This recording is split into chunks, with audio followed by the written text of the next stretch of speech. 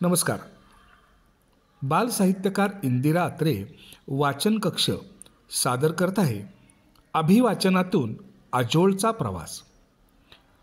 कवयित्री बालसाहित्यकार डॉक्टर संगीता बर्वे यांच्या साहित्य अकादमी पुरस्कारप्राप्त पियूची वही या पुस्तकाचा दुसरा भाग अर्थात माझं अजोळ या पुस्तकातील निवडक कथा कवितांचे अभिवाचन करत आहेत राही पोहनेरकर, सानवी तनपुरे, ओवी बनकर, तन्मयी अत्रे आणि प्रचिती पाध्ये या विद्यार्थिनी. याप्रसंगी लेखिका डॉक्टर संगीता बर्वे, प्रकाशक मिलिंद परांजपे, संदर्भ ग्रंथपाल व माहिती तज्ज्ञ प्रसाद भडसावळे आणि अत्रे प्रशालेच्या मुख्याध्यापिका दीपमाला धायगुडे, सत्यभामा पानसरे, प्रवीण सुपे आदी उपस्थित होते. दिवाळी, पु ल देशपांडे व सुधाकर प्रभू यांचा जन्मदिन आणि बालदिनाच्या औचित्याने माझं अजोळ या पुस्तकाचे प्रकाशन मुलांच्याच हस्ते झाले. या कार्यक्रमाची झलक. लागली बाहेर जेव्हा जेव्हा खिडकीतून मी पाहू लागली बाहेर जेव्हा जेव्हा खिडकी बाहेर आहे जग कळू लागली तेव्हा खिडकी बाहेर आहे जग कळू लागली तेव्हा झाडांवरती किलबिल किलबिल करतात किती पक्षी झाडांवरती किलबिल किलबिल करतात किती पक्षी आणि कशी उमटत जाते आकाशावर नक्षी आणि कशी उमटत जाते आकाशावर नक्षी लिहून ठेव लागले माग रोज काही बाही लिहून ठेव लागले माग रोज काही बाही नाव देऊन टाकले तिला पियूची वही हा पियूची वही हो पियूची वही.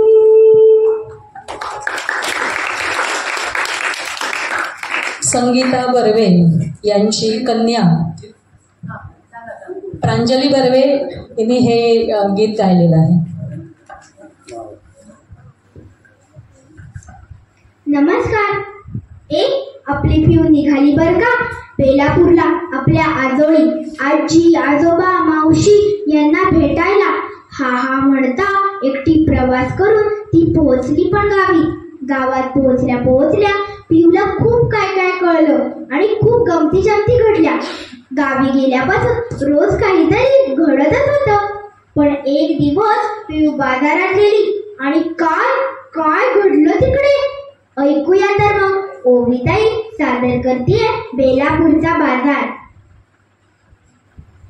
बेलापूरला दर रविवारी बाजार भरतो. काल मी आजोबांबरोबर बाजारात गेले. बाजार म्हणजे खरोखरच बाजार होता. बाजारवेशीतून आज शिरल्या गोंगाट ऐकू येऊ लागला. प्रवरा नदीच्या अलीकडच्या काठावर जिकडे तिकडे पालं ठोकलेली होती. पालं ठोकणं म्हणजे काय हे आजोबांनी मला समजावून सांगितलं. जमिनीत 5-7 ठिकाणी भक्कम बांबू रोवून सावलीसाठी वर जाड मांजरपाटाचं कापड ताणून बसवून छप्पर तयार करतात. म्हणजे दिवसभर ऊन लागत नाही आणि मालाचंही उन्हापासून रक्षण होतं. बाजार इतका रंगीत दिसत होता की त्याचं चित्रच काढलं पाहिजे असं मला वाटायला लागलं. मी आजोबांना तसं सांगितलं तर ते म्हणाले, जरूर काढ, पण आधी नीट निरीक्षण कर. काय दिसतंय ते डोळ्यात नीट साठवून घे आणि मग काय निवांतपणे. आजोबा चित्रकार आहेत ना. कलास्वरूप नावाचं पुस्तकही लिहिलंय त्यांनी. शिवाय गप्पा मारता सहजपणे शिकवतात ते. मग मी समोर दिसणारी दृश्य डोळ्यात नीट साठवून घेऊ लागले. बाजारात झेंडूच्या फुलांचे ढीगच्या ढीग रचून ठेवलेले दिसत होते. दिवाळी आली होती ना जवळ, मग झेंडूच्या फुलांच्या माळा नको का करायला. नुसतं झेंडूच नाही तर शेवंती, गुलाब सुद्धा होते विकायला. शेवंतीच्या वेण्या सुद्धा होत्या टोपल्यांमध्ये.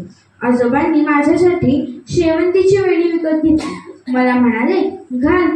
आजोबा, अहो माझा तर बॉपकट आहे, मी कशी घालू असं विचारल्यावर त्यांनी स्वतःच्या डोक्यावर या कानापासून त्या कानापर्यंत हेल्मेट सारखी लावूनच दाखवली. मी म्हटलं, आजोबा लोक पाहतील ना, हसतील ना, काढा बरं ती वेणी. तर हसत म्हणाले, कोणी हसणार नाही, घाल बिंदास. मग मी पण दोन्ही बाजूच्या माझ्या टिकटॉक पिनांमध्ये हेअरबेल्ट सारखी वेणी अडकवून टाकली.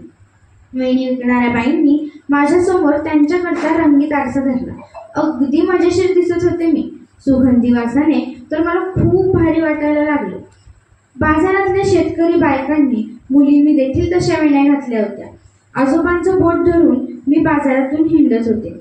आजोबा मला काय काय माहिती सांगत होते. कसे शेजारच्या वाड्या वस्त्यांवरून, गावांवरून दुकानदार, व्यापारी, शेतकरी आपापला माल घेऊन दर रविवारी इथे येतात, आपल्या मालाची विक्री करतात वगैरे वगैरे. आजोबा मला फार आवडतात, कारण मी लहान आहे, मला काय कळतंय असं समजून ते माझ्याशी बोलत नाही, तर मी मोठी आहे असं समजून माझ्याशी व्यवस्थित बोलतात. पिऊताई, घ्यायचा का ड्रेस? छट, काही काय आजोबा. त्या पालं ठोकलेल्या दुकानांमध्ये काही दुकानं कपड्यांची पण होती. रंगीबेरंगी साड्यांच्या निऱ्या करून मोरपिसासारख्या कापडावर टांगल्या होत्या. रंगीत रंगीत ओढण्या वाऱ्यावर हलत डुलत होत्या. छोटे छोटे फ्रॉक, घागरा, ओढणी हँगरला लटकवून ठेवले होते. प्लास्टिकच्या पिशवीत कपड्यांच्या घड्यांवर घड्या नीट रचून ठेवल्या होत्या. कसले बंडल ड्रेस आहेत हे, चीप. मी आजोबांना ऐकू जाईल इतकं हळूच बोलले, तर ते म्हणाले, चीपच असावे लागतात. खेड्यातल्या मुलांना हेच कपडे खूप भारी वाटतात. मी कपड्यांकडे पाहतीये हे पाहून एक दुकानदार म्हणाले, ले लो, अच्छा है, सस्ता भी है. नहीं चाहिए म्हणत नाक उडवत मी पुढे चालू लागले.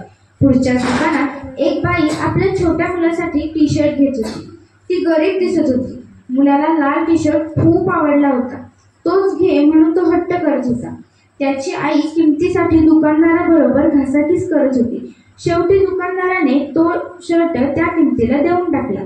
त्याबरोबर मुलाने अंगातला फाटका शर्ट काढून पिशवीत कोंबला आणि नवा शर्ट घालून आईच्या मागोमाग उड्या मारत चालू लागला. बघ, एवढ्याशा खरेदीमुळे किती आनंद झाला त्याला. आजोबा म्हणाले, ते पटलंच मला. पुढे मिठाईची 2 मोठी दुकानं होती. हिंदालियमच्या मोठ्या मोठ्या परातींमध्ये जिलेबी, शेव, पापडी, गुडीशेव, बुंदीचे लाडू, म्हैसूर पाक, बालुशाही, पाकातले गुलाबजाम असे खूप खूप पदार्थ नीट रचून ठेवले होते. भल्या मोठ्या मिशांचे एक भले मोठे काका काळ्या कढईत जिलेबी तळत होते. जिलेबी करण्याची त्यांची आयडिया फार भारी होती.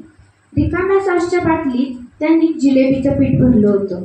बाटली उलटी धरली की बाटलीच्या नाकामधून तेवढ्याच आकाराचं ओलसर पीठ बाहेर येत होतं. बाटली उलटी धरून भराभरा गोलाकार हलवली की उकळत्या तेलात गोल गोल वळ्यांची जिलेबी तयार होत होती. केशरी पिवळ्या रंगाच्या कितीतरी जिलेबा भराभरा तळल्या जात होत्या. भल्या मोठ्या लोखंडी झाल्याने त्या कढईतून उचलून पाकात टाकल्या जात होत्या. माझ्या तोंडाला तर पाणीच सुटलं. मिशावाले जिलेबी काका आजोबांच्या ओळखीचे होते. आजोबांना पाहताच टॉवेलला हात पुसत त्यांनी जिलेबीची डिश पुढे केली. घ्या सर, गरमागरम जिलेबी खा, जिलेबी काका आजोबांना म्हणाले.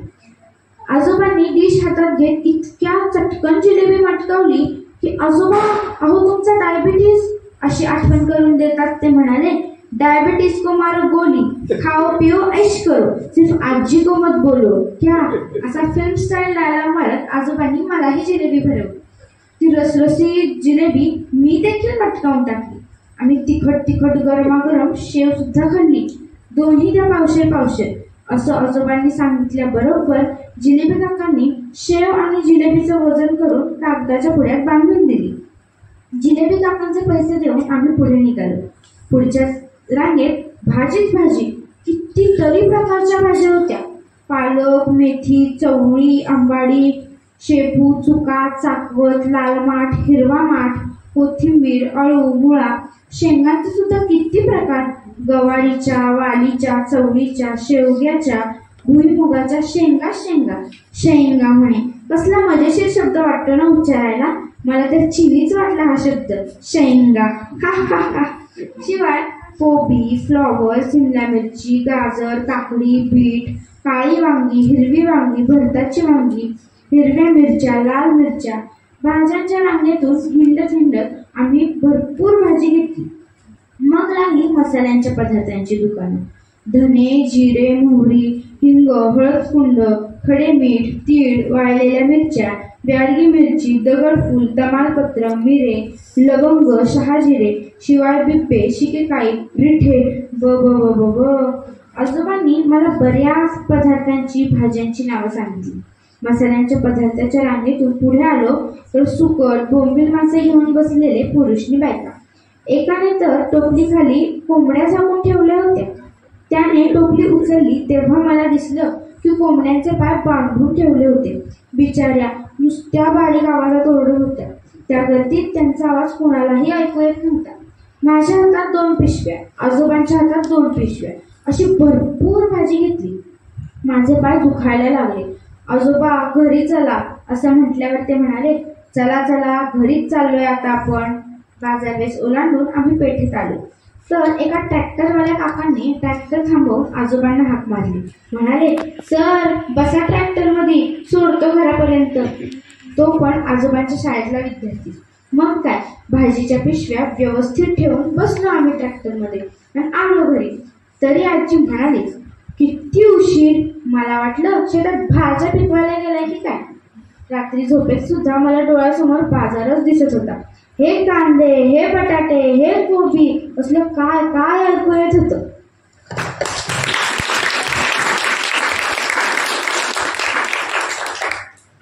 आहा, कसला मस्त आहे ना बाजार.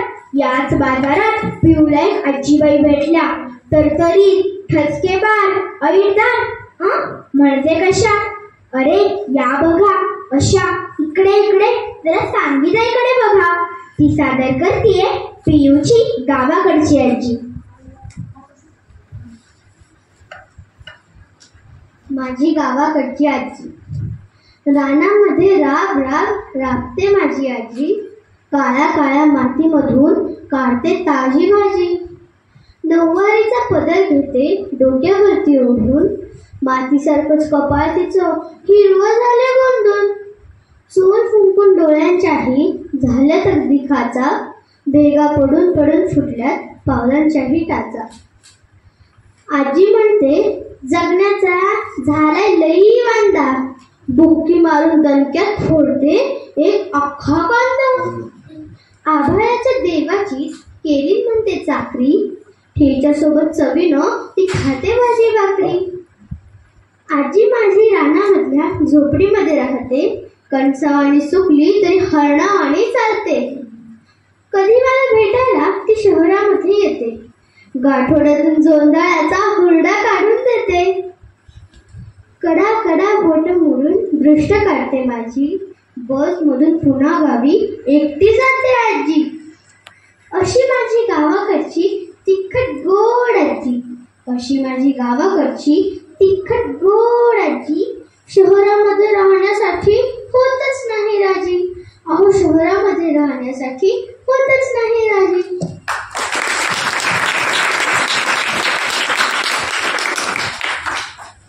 कसली भारी आहे ना आजी. मला तर एकदम आवडली बुवा ही आजी.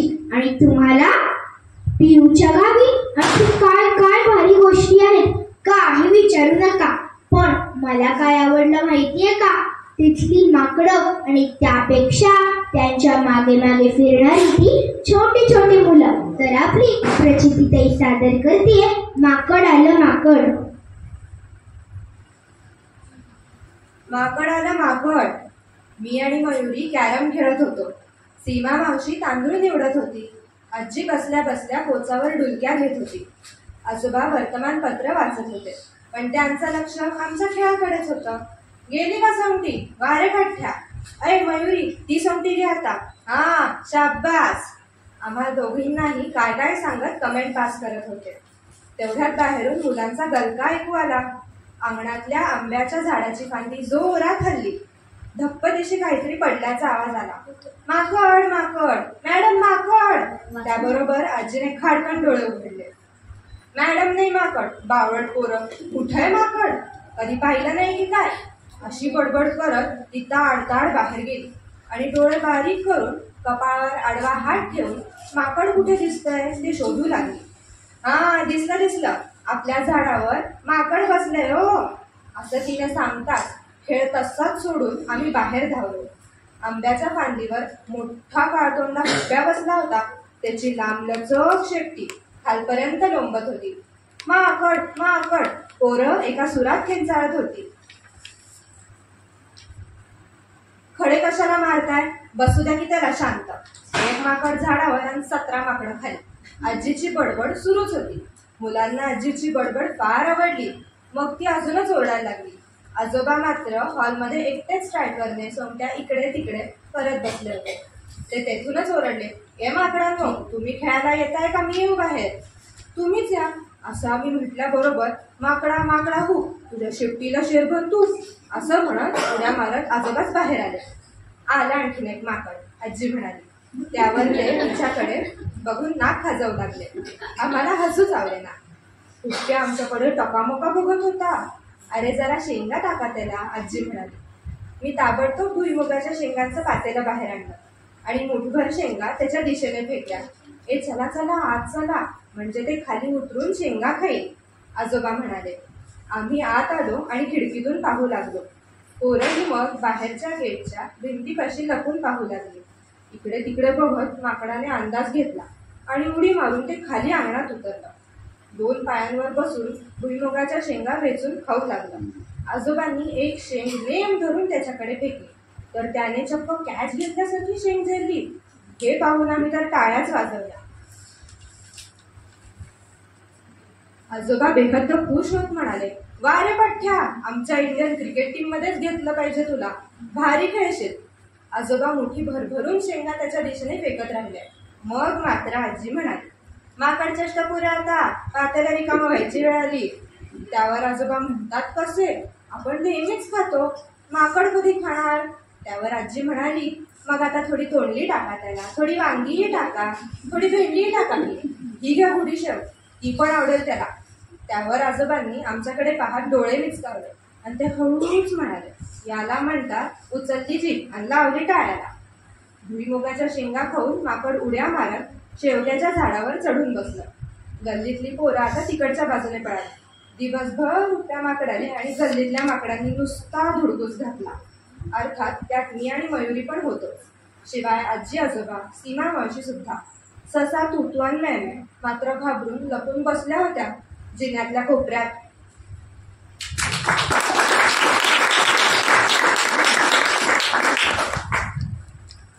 माकडं तर काय येतच राहतात गावात, पण त्याही बरोबर आणखी खूप गमती जमती होतात बरं का.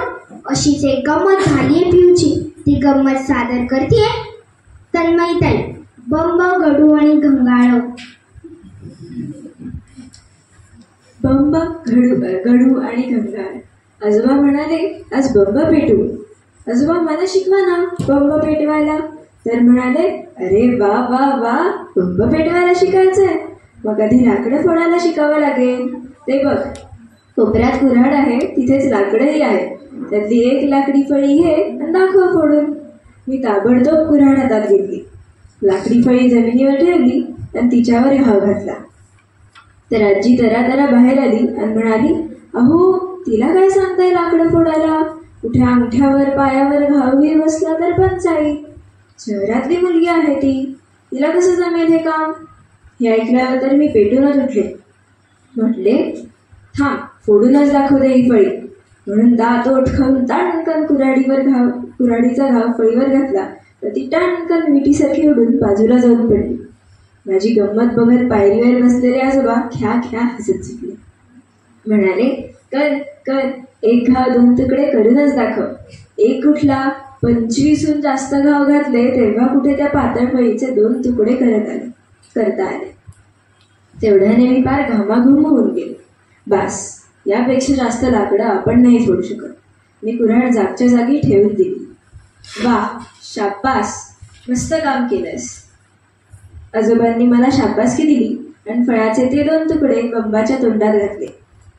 त्या लाकडांवर थोडंसं रॉकेल ओतलं.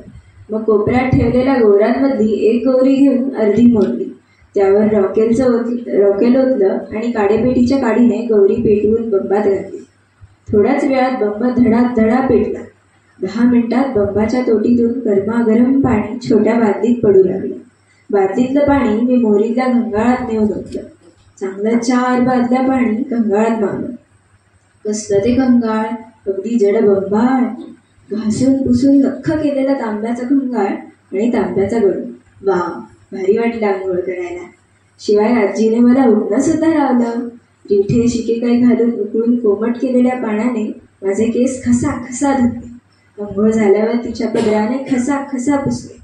शिकेकाई रिठाच्या पाण्यामुळे आणि गरमागरम वाफेमुळे माझं अंगही तांबूस लाल झालं होतं, बंब, गडू आणि गंगाळासारखं.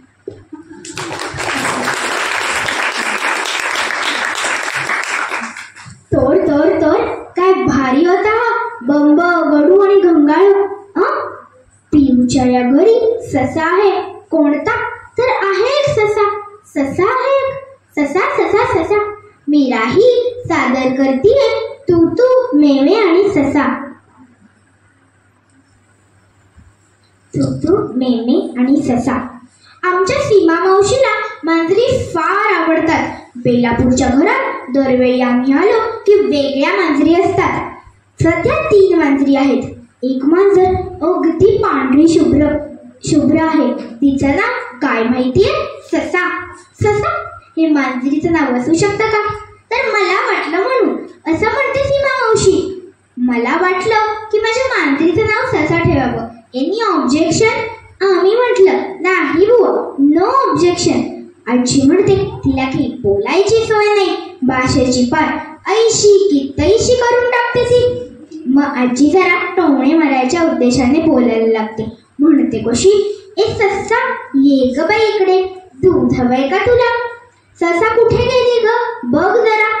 आजीचं बोलणं सीमा मावशीला बरोबर कळतं, पण ती सुद्धा काही कमी नाही. ती पण हाका मारते, ससा, ए ससा. कुठे गेली ग ही? सीमा मावशीची हाक ऐकतात म्याव म्याव करत ससा हजर होते. आता दुसऱ्या 2 मांजरी, त्यातील एकीचं नाव तुतू आणि दुसरीचं नाव मेमे. दिवसभर तुतू मेमे चालू असतं. मेमे, तुतूशी भांडू नकोस. तुतू, मेमे अंगणात मस्त खेळत आहेत. ससा मात्र कोपऱ्यात बसलीये बरं का. सीमा मावशी म्हणाली, तुतू इकडे ये. मेमे जा, पण तुतूला शोधून आण. जो काय बोलणं सुरू असतं घरात. जाम मज्जा येते. मला तर हसूच येतं असं बोलताना. आजीला मी हळूच विचारलं, आजी तुला कोण आवडतं? तुतू, मेमे की ससा? तर डाफरलीच ती. म्हणाली कोणीच नाही आवडत. नावं तरी काय एक. माझं तर डोकंच भणभणतं. तुतू काय, मेमे काय, ससा काय. आंब्याच्या झाडावरच्या खारीना सुद्धा नावं आहेत बरं.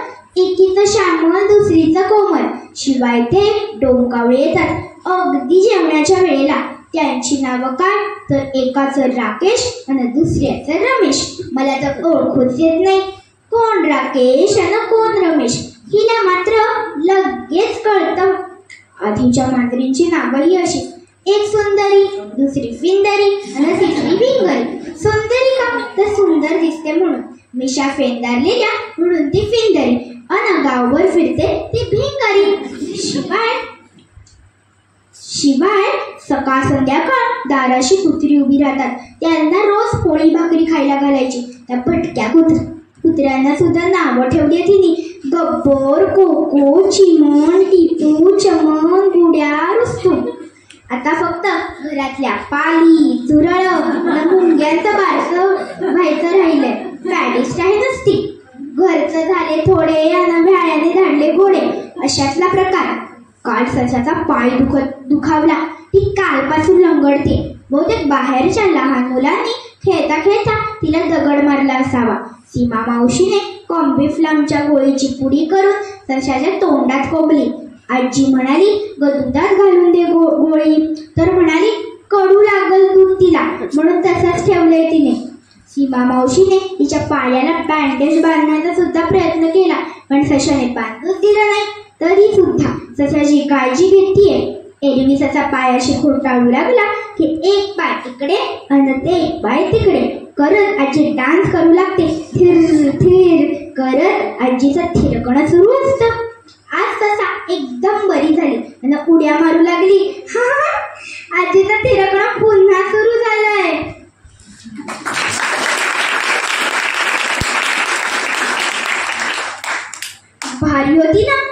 आमच्या आजोळाची ही सफर, आम्ही ही सफर मस्त एन्जॉय केली. तुम्ही मस्त फेरफटका मारून या गावात. माझा तोंड या पुस्तकात. धन्यवाद.